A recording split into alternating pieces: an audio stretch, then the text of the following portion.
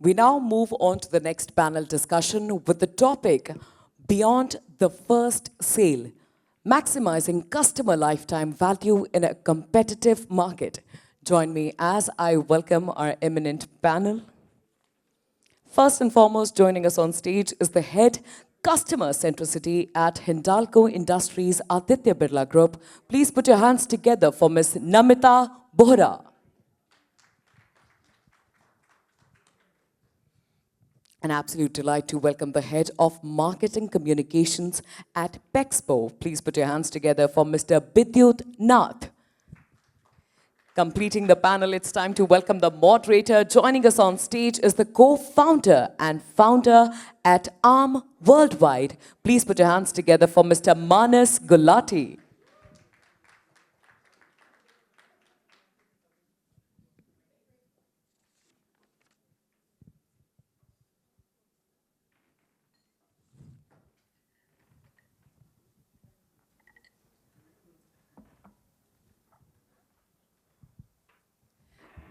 And quickly, before Mr. Gulati begins, I'll steal the opportunity to request everyone to kindly put their mobile phones on silent mode. And if you are not working for afaqs today, I'll suggest you turn it upside down and place it on the table. Thank you. Thank you very much.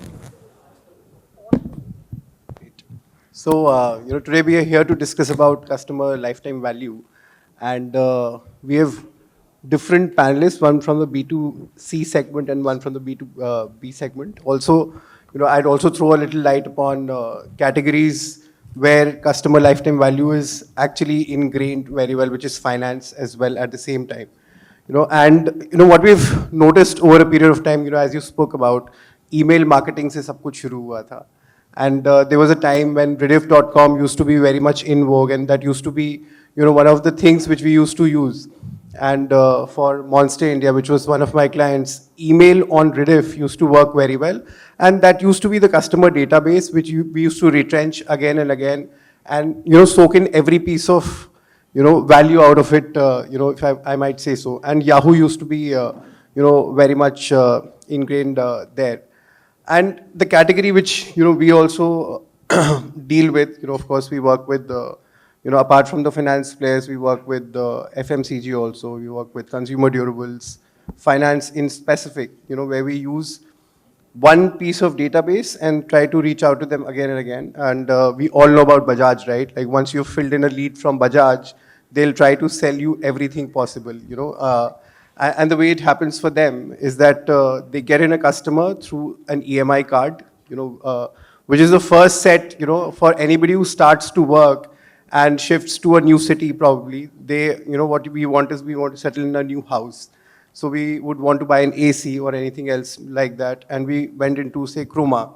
And there'd be a kiosk there for Bajaj FinServe, and they'd give you an EMI card. That a thing which probably is for 30,000 rupees, you can probably, upscale it, make it a 50,000 purchase, and then put it on a zero interest EMI, card, which is the EMI card, and then post that. Bajaj enters your life through and through. It will, try to sell you a personal loan if you are credit worthy. It will try to sell you a home loan also. It will try to sell you a credit card, and that's how the entire organization is built. To be very, very precise, like 70% of the spends which Bajaj does is on its own customers. And that's the value of, a customer, in that space. And I'll also throw a little light about, what all do they do in that segment. So what I'll, start with you, sir, is that in your category, which is a very unique category, and there's not much scope of, having a repeat purchase very, very quickly.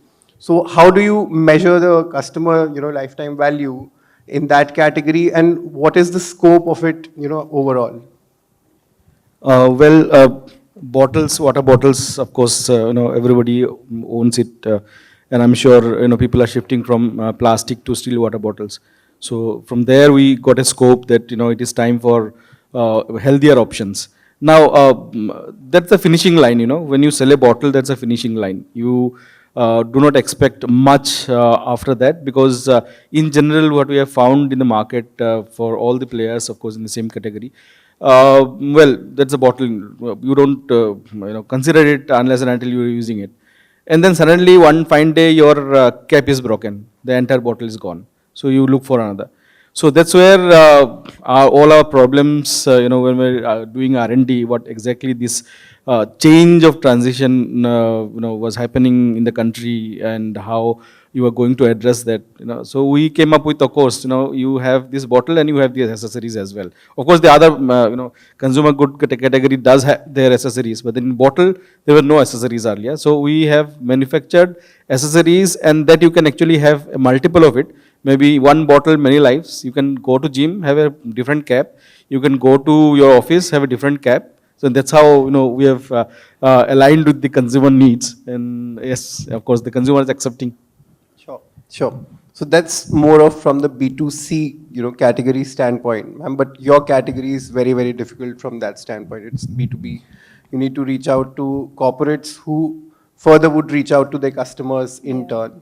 So how do you deal with that? Like, and how do you make sure that the customers are intact, and what is the program related to that? Yeah, so customer retention is an issue even in B2B space.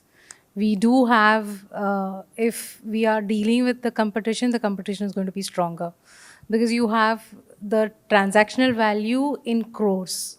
We manufacture metals, which includes copper, aluminium, gold, silver. So precious metals and even the non-ferrous metal space, where the application is tremendous, and the kind of customers that we have are like Polycab, Havells.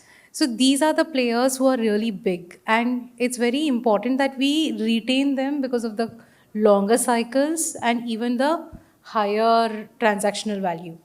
So when we have such kind of customers who've been with us since like 30 years, 20, 25 years, seldom we think कि ये तो क्या चाहेगा. But that's not true. If he's going, he's going. He's going forever then. And that is where we have lot of work in place. One being obviously the human relationship that we maintain with them. The other part is making it easier for the customer in terms of using AI, automation. I was in a panel before where I've mentioned about the things that we've been doing to retain a customer. Things like bringing down their production cost. So working alongside them, ensuring that there is a relationship even at the user level, like at his shop floor, we have a relationship with the particular person who's actually using the product. So we go around there, we give him a product knowledge that itself has brought down our complaints and even the rejection cost to a very low amount. Next point is having a continuous feedback system in place. So the voice of customer is very important, and not just taking the feedback, but actually acting on it. This is the second point. The third point is we have a relationship, as I said, on the user level, we have it on the influencer and the decision maker levels also. So we have customer meets almost every year or at least on a quarterly basis.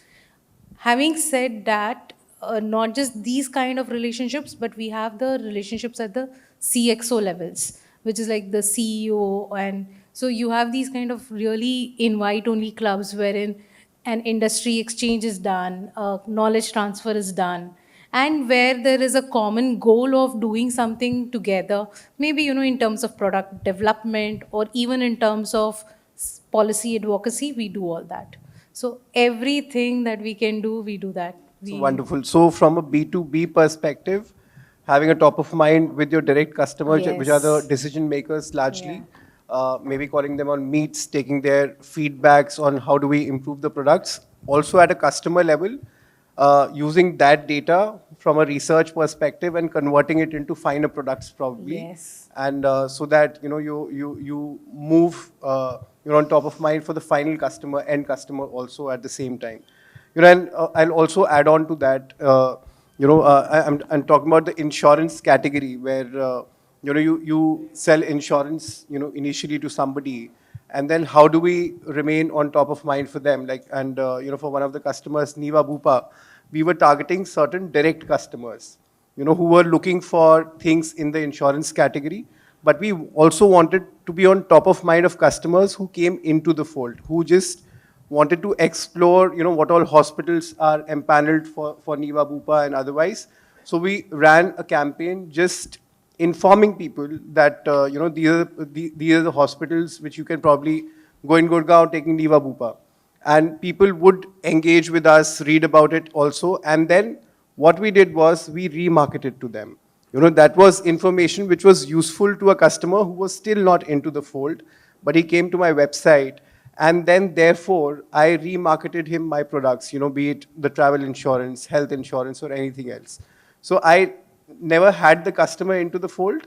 There's somebody who, basically was reading a blog on my, website, and then for me to be on top of mind of that customer and to convert them eventually, that was something, which we, followed at an overall level. So for you, very, very basic question. What are the different tools being used at different life cycles, which probably you use to, increase the life cycle of the customer or be in top of mind? And I know that Amazon Pay, whenever we look for bottles, your brand is the topmost there. So what do you actually do to retain that customer over a period of time, not only on Amazon, but on other platforms also? Well, basically in this category, people look for long-term warranties. So, in general, you find that people are looking for say 1 year warranty, whereas we topped up with 2 year warranty on certain products, which we say 24-hour cold and 24-hour cold. Well, that significantly have given a top line in terms of because this is a value product. People would spend money to ensure that it keeps on going. And then you have problems. People don't buy it for another 2 years time. So that's the problem where I remember that those telecom days where we used to send 100 rupees recharge to a 50 rupees recharge, and 200 rupees recharge to 100 rupees recharge. So we have also started bucketing such kind of consumers into the category. Like somebody is buying for gym, probably somebody wants to make a personality out of the bottle, because we see I often travel by metro. I've been there in Kolkata for a long time. I've just been to Delhi, and I was looking at how people dress up and then have a bottle of plastic in the bag, at the back, and then suddenly people have started changing. This trend has very recently come up that you choose the bottle that suits your personality or your attire. So this kind of cohorts have come up of late in the data that we have understood so far in the website, in the marketplaces. So we've started identifying that who's buying what exactly, what kind of consumer, then the look-alike, and we have found out that not just metro cities, it is the A towns and B towns also, they have evolved over the time. And then this sustainability aspect, I think, is catching up with Gen Zs very well. And this is also helping us to make those cohorts and then start pushing the right product to them. So that's how we have been doing it till now. So just an add-on question to what you just said. Do you guys use influencers to reach out to your current customers again and be on top of mind for them? Yes, in fact, influencers is one medium which we have been exploring very rapidly. In fact, the next two season. In fact, this is the season because during summer you have options for alternate options for cold water. You can have an ice cream, you can have some cold drinks, but then during winters you only can have warm tea, coffee, or hot water. So you cannot, but you have to buy a thermos flux. So yes, of course, this is the time when we are devoting much of our attention to this, ensuring that people searching thermos flux are able to see that there is an option they can actually look forward to. Sure, sure. So, ma'am, to you.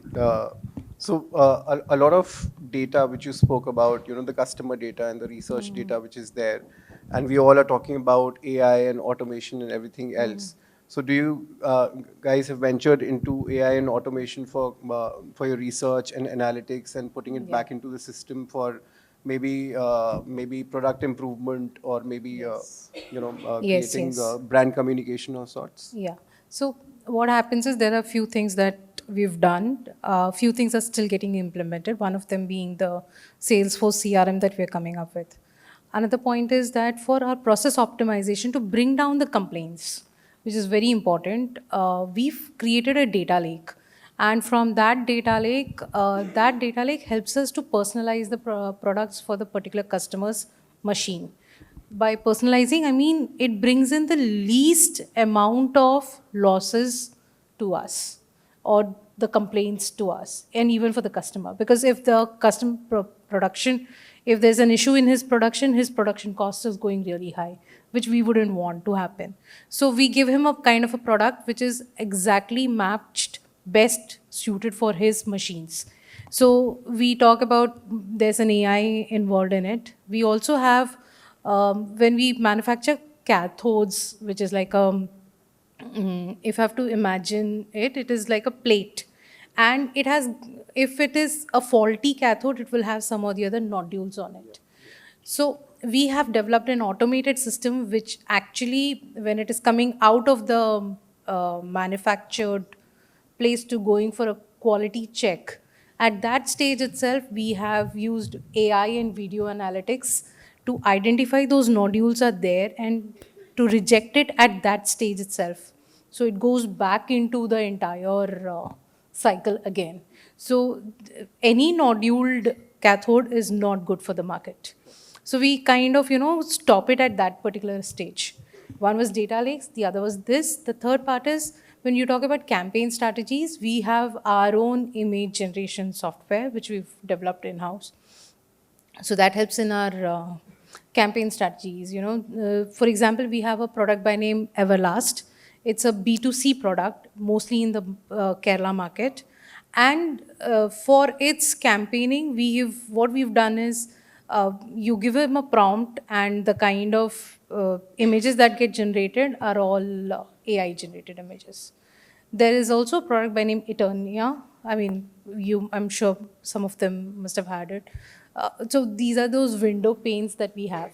And even for those campaign strategies, what we use the images. Fortunately, I work with Eternia as well, and we just got introduced.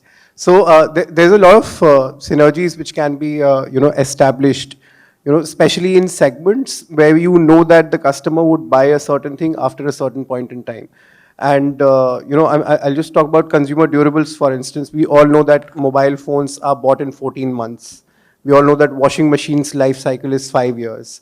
We all know that refrigerators probably would last 8 years, so on and so forth. And so in categories like ours, research and analytics plays a big role, and AI plays a big role. So what we have done earlier, back in the day, some 10 years back, we used to create lists of people who have bought a certain product at a certain time, and basis research, IMRB research, and different researches which happen, we used to basically segregate data and then upload it on Meta, upload it on Google and YouTube, and then try to retarget them. Because the propensity of somebody buying something after, say, 14 months, like a mobile phone as a category after 14 months, is really high, as opposed to the entire database altogether.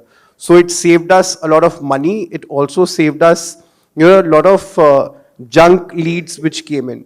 So that all those practices in today's context has been done through AI, because data is there. The person's capacity to buy, as in like the purchasing part, that's also established through what are the products they buy. Also, is the customer reacting to a certain sort of messaging? Is he reacting to a discount? Is he reacting to the additional value he's getting at the same thing? So different cohorts, as you said, different cohorts are established through tools of AI. Salesforce in itself has a lot of engines through which we can segregate that data, and Bajaj has Salesforce, as a partner with them. So it helps us a lot in terms of segregating data and optimizing in terms of cost, which, otherwise, if I'm only selling it to a new customer, would be really high, the value, as in like the purchase price of it. So that's something, which has happened over a period of time, and we've been using multiple things at multiple folds. So, for instance, on media, we know that customer database, uploading that custom database on Meta, that works the best. Post that, maybe YouTube also works well, in terms of display sort of advertisement. If you have an app, probably Web Engage, More Engage, and multiple other tools which are there for retargeting, remarketing, that's something which can be used. Also, if you have a database of people, then inbound marketing works very well. Something like a HubSpot or Marketo works very, very well across board, through and through. So it is different in different categories. And if for instance, if you have bottles and you had multiple other SKUs as well, probably that customer which came into the fold can be, cross-sell and upsell, can be a very, very big play which can come into the picture.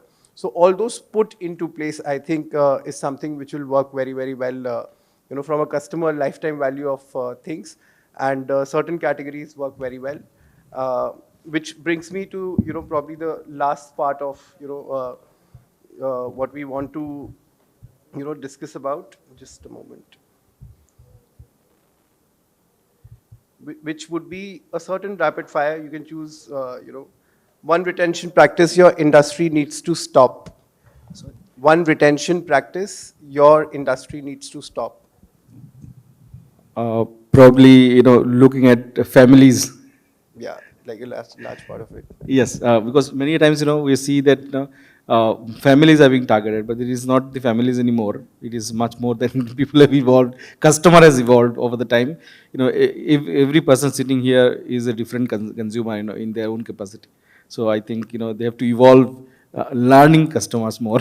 So one would be a direct customer and one would be an influencer. So yeah, influencer. I think a customized approach. I've been rapidly working on rural India.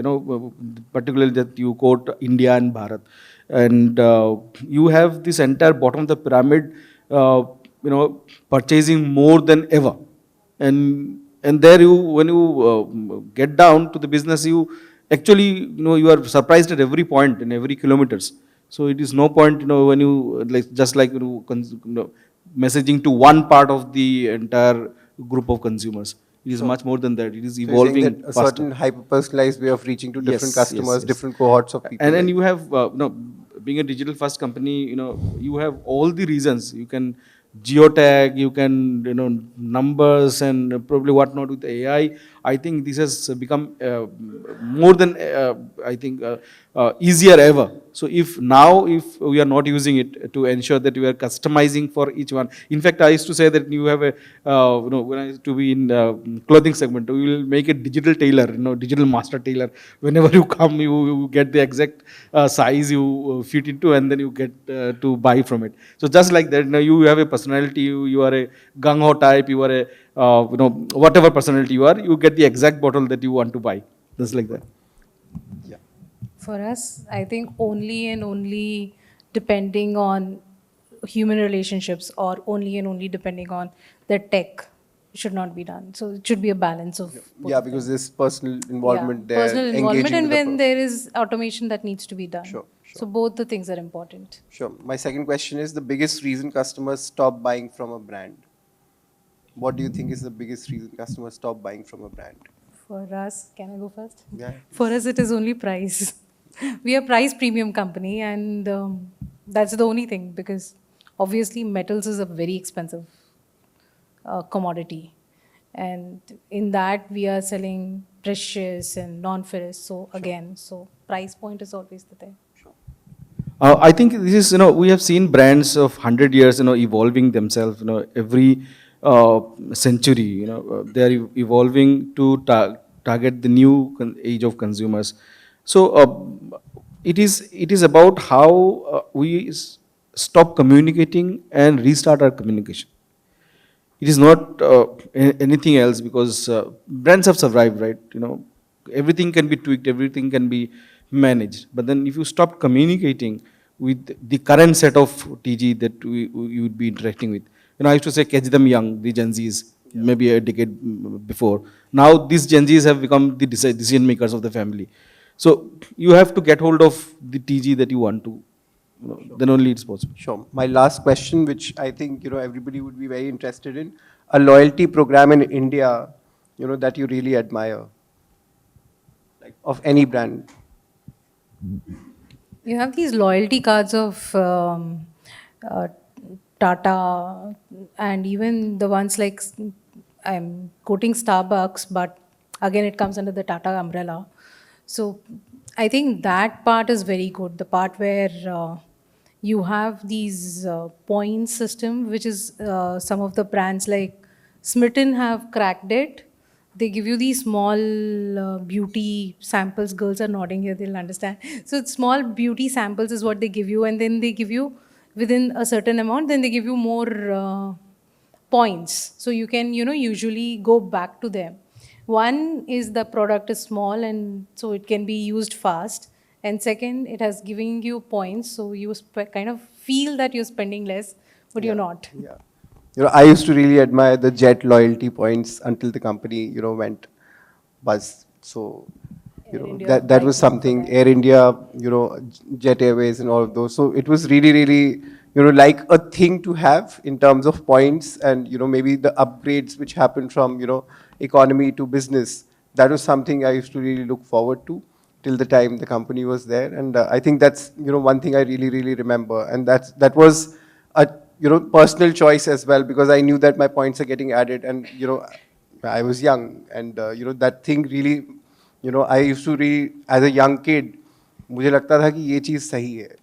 So, which is why I used to really look up to it. So, largely that. Yeah, I think with that, we'll end our conversation. And thank you so much, everybody.